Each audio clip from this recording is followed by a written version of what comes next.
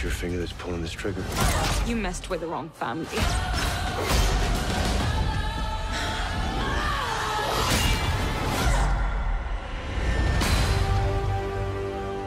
Welcome to Mojo at the Movies. I'm Eric, and today I'm joined by Ricardo Tucci. How you doing, buddy? Fantastic. How are you? You know what? Your name just rolls off the tongue. I like to say that. Thank you. I appreciate that. So Ricky is one of our video game experts and also a movie buff, and we went to go see the new Tomb Raider movie last night.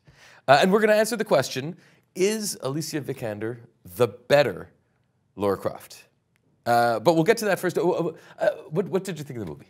Well, Alicia Vikander is super likable as Lara Croft. I think she brings a lot of energy. She looked great in the role, but I feel like she had that thing where you want to keep watching her. Right. There's this magnetic quality. Yeah. Not to say that Angelina Jolie doesn't have a different kind of magnetic quality, but there's an approachability to her, there's a likability. Yeah. You know, early on in the movie, there's a scene where, you know, they're kind of setting her up as this kind of every woman type character, and at one point you leaned over and you're like, she's so easy to like. Yeah, definitely. She's definitely closer to reality than the previous portrayal of Lara Croft, which is this very rich, very posh kind of adventurer who is very over the top.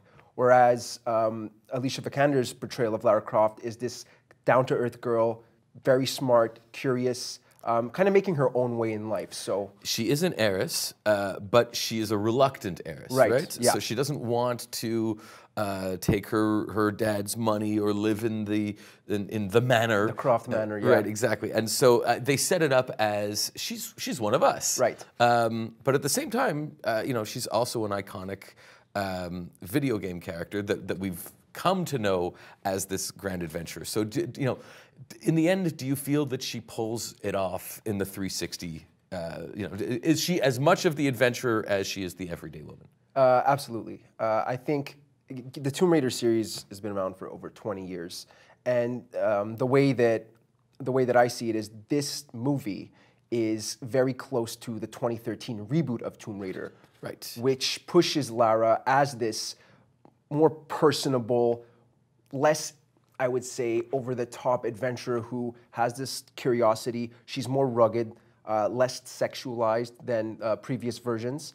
And I think that she does justice to the role, and the movie is made because of her portrayal of the character. She carries the whole thing. She carries the whole thing. Yeah. I don't know if this movie would exist without her. Someone was saying that I think Daisy Ridley was being considered for the role. Like you said, she has her Star Wars. She has her... so I was happy to see Alicia there. It's interesting because I read in The Hollywood Reporter an article about the origins of the sexualized nature of Lara Croft, and basically it says that, you know, the 1996 Tomb Raider console and PC games had overly exaggerated proportions, a cartoonish quality that its original developers said was the result of the restrictions posed by the 32-bit consoles. Oh yeah, that's super interesting. They were saying that long hair was difficult to get right in those early games, so the developers amped up her breasts and hips in order to telegraph that she was a woman. And well, it worked. I mean, when Lara came out as a video game character in 1996 in her first appearance, every subsequent appearance after, she was on magazines with the big breasts and the short shorts and hypersexualized. And so as a result of that technology, she became known as this kind of sex icon. And maybe the adventurer part took a bit of a backseat later on. And now, back with the 2013 reboot of the game, where we're bringing her back to kind of these origins of she's this girl who's just making her way in life. She's smart. She has this thirst for adventure, and she's less of this over-sexualized character and more of this every woman. I think that that's a good step for the series, and I personally enjoyed that about this entry in this movie. So beyond Alicia, how did you feel the rest of the movie fared compared to the old ones? Because, we were watching some footage of the earlier ones. They were so 90s. And techno and crazy stylized action. If that wasn't in a movie, then it wasn't a movie back in the 90s, yeah. So, the early ones, the Angelina Jolie ones, definitely they left their mark in a certain way. Right. How did this film compare? Okay, well, this one was much more grounded in reality, as much as you can ground, a crazy adventure raiding tombs in reality, because the original one in 2000, I think it's 2001. It had a lot of mystical elements to it. Right. And Lara was fighting these giant robots and these kind of like animated warriors made of stone, and so it was very fantastical and very video game-ish. Well, that's it. Was that closer to the DNA of the game? I would say it was closer to the DNA of the game, but it wasn't necessarily closer to something that would be believable or necessarily more enjoyable. It was just action-packed and had a lot of stuff going on, whereas I feel like this Tomb Raider really got down to, it was less fantastical, which made it more believable, which made the characters a bit more grounded. There was no Illuminati, which was kind of like the thing about the 2001. It was like, okay, the Illuminati's the big thing now. They're these big bad guys. It's much more tame in that respect, and I think that it does a better job at making you believe that, okay, this is an explorer who stumbled upon this tomb, and there's this ancient curse. Do we know if there's really a curse? Is it just hearsay? It addresses that in a nice little plot twist.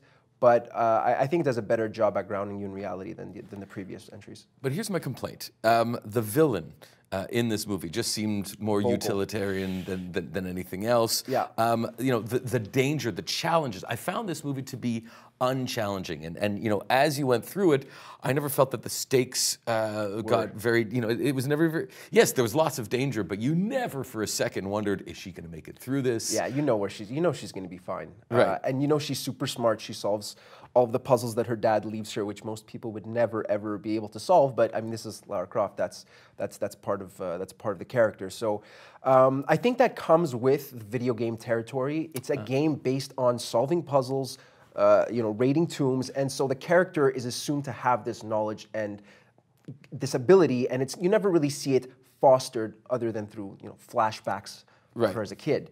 So, but if I were to, the other night I saw Raiders of the Lost Ark on TV, and I was reminded what a brilliant movie that is. Yeah. And that, to me, that sets the standard of what, an adventure movie could be.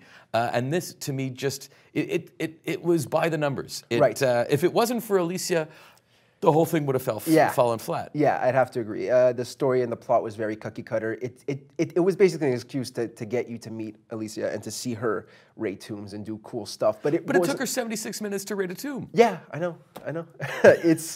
It moved really fast, and I think that's part of, again, this video game. The way video games are set up, where it's like you have this objective, you do this, you get here, you solve the crime, you beat the bad guy, and you move on, and they set up a sequel. Right, but what I'm saying is that it took 76 minutes before she entered her first tomb. Yeah, so I feel that they might have been better suited to get her into the tombs and get the action going. It wasn't a bad movie per se, no. But I don't know if it's certainly not going to win any Oscars. Definitely not. No, it's a passable. If you liked the original Tomb Raider movies, you might like this one. But I really think that Alicia Vikander's portrayal of Lara Croft is the strongest thing that this movie has going for it. I think that she's super likable, and even if the plot doesn't hook you right away, even if some of the villains are kind of just set up to introduce you to maybe a larger, overreaching organization, I think that watching her on screen is a joy. And enough to bring, surely there's going to be a sequel. Definitely. And I will see the sequel just for her, because I think she was great in it. I think she was great too, and yeah, I mean, she's the lifeblood of this now, so. That's right. Yeah. Thanks very much, Ricky. Let us know what you think in the comments, and we'll see you guys next time. Thank you. If you're listening to this, then I must be dead. I found something, a tomb called the Mother of Death. If Trinity succeeds, our world is in danger. Promise me you will stop them.